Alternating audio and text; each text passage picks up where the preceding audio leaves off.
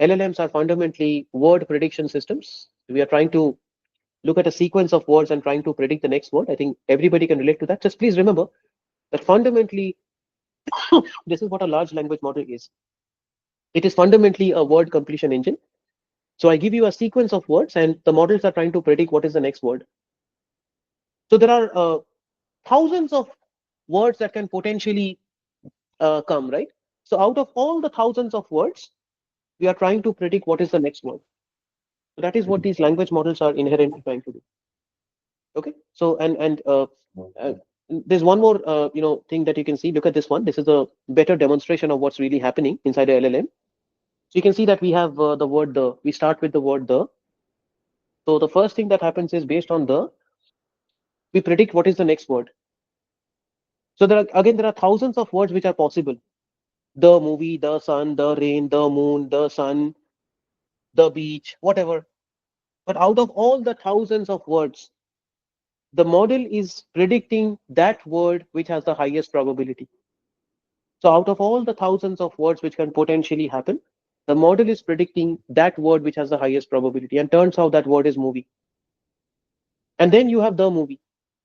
And now, based on the sequence of words, the movie, you're trying to predict what is the next word.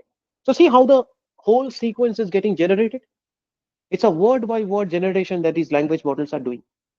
You give it some user input, you give it some prompt, you give it some system message, and based on that entire sequence of words, based on that complete sequence of words that you're entering as input, the language models are fundamentally predicting the next word, the next word, the next word in that order. And the principles go back to machine learning, what we talked about right in the beginning of our discussion. The principles go back to machine learning because it is trained on some historical data.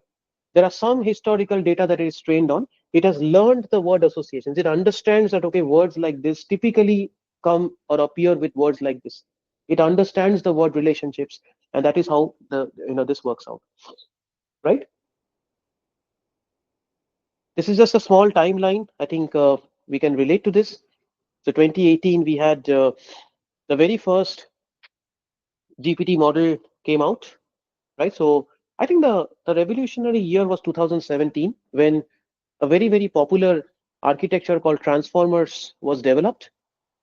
Okay. And it is from then that in 2018, two things happened. There was a kind of model called BERT, BERT, that was released that was based on the transformer architecture. It's a little technical. And second is OpenAI released their very first GPT model.